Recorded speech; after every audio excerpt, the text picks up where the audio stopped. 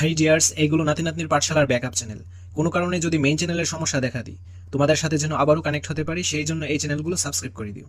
পরীক্ষার পরপরই এই চ্যানেলগুলোতে ভিডিও আপলোড হবে। হাই ভিউয়ার্স, এটা হচ্ছে অষ্টম শ্রেণীর বাংলার রিয়াল প্রশ্ন। তো এই প্রশ্নটার এখন আমি সমাধান দেওয়ার চেষ্টা করব। ষান্মাসিক সামষ্টিক মূল্যায়ন 2024, শ্রেণী অষ্টম, বিষয় বাংলা। কাজ ক, জোড়ায় আলোচনা করে নিচের কাজগুলো করো। বৈঠককে সামনে রেখে এবং বৈঠকের দিনকে কেন্দ্র করে পাশের সহপাঠীর সাথে আলোচনা করে নিচের কার্যক্রমগুলো অনুসরণ করো।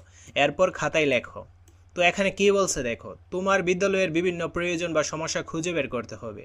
এসব প্রয়োজন বা সমস্যা নিয়ে কার কার সাথে যোগাযোগ করা যায় তার একটি তালিকা করতে হবে। যোগাযোগের মাধ্যম ও উপকরণ কী হতে পারে সেগুলো নির্ধারণ করতে হবে। কাজগুলো করতে গিয়ে কোনো বিষয়গুলো তুমি নিজে খুঁজে পেয়েছো আর কোনগুলো আলোচনার মাধ্যমে উঠে এসেছে তা উল্লেখ করতে হবে। প্রয়োজনে আলাদা ছক ব্যবহার করা যেতে পারে। তো চলো এখন আমরা এই প্রশ্নের অ্যান্সারটা দেখে নিই। আমার বিদ্যালয়ের বিভিন্ন সমস্যাগুলো হলো, বিদ্যালয়ের পাঠাগারের পর্যাপ্ত বই নেই, বিদ্যালয়ের কোনো রিডিং ক্লাব নেই, বিদ্যালয়ের খেলার মাঠ এবং সংস্কার করা উচিত, বিদ্যালয়ের বিজ্ঞানগারের পর্যাপ্ত উপকরণ নেই, বিদ্যালয়ের কম্পিউটার ল্যাবে উন্নত মানের কম্পিউটার নেই। সমস্যাগুলো নিয়ে যার সাথে যোগাযোগ করব, বিদ্যালয়ের প্রধান শিক্ষক, বিদ্যালয়ের পরিচালনা কমিটির সভাপতি, বিদ্যালয়ের সচেতন অভিভাবকদের প্রতিনিধি।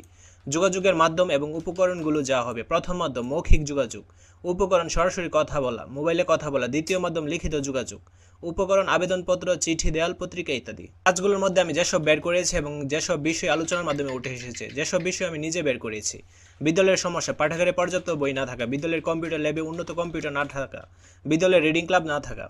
যার সাথে যোগাযোগ করব, প্রধান শিক্ষক, বিদ্যালয় পরিচালনা কমিটির সভাপতি। যোগাযোগের মাধ্যম এবং উপকরণ, লিখিত যোগাযোগ মাধ্যম এবং উপকরণগুলো হলো আবেদনপত্র, চিঠি এবং দেওয়াল পত্রিকা। যেসব বিষয় সহপাঠীর সাথে আলোচনায় উঠে এসেছে: বিদ্যালয়ের সমস্যা, বিদ্যালয়ের খেলার মাঠ এর সংস্করণ দরকার, বিদ্যালয়ের বিজ্ঞানাগারে পর্যাপ্ত উপকরণ। যার সাথে যোগাযোগ করব, বিদ্যালয়ের সচেতন অভিভাবকদের প্রতিনিধি। যোগাযোগের মাধ্যম এবং উপকরণ মৌখিক যোগাযোগ, উপকরণ সরাসরি কথা বলা এবং মোবাইলে কথা বলা।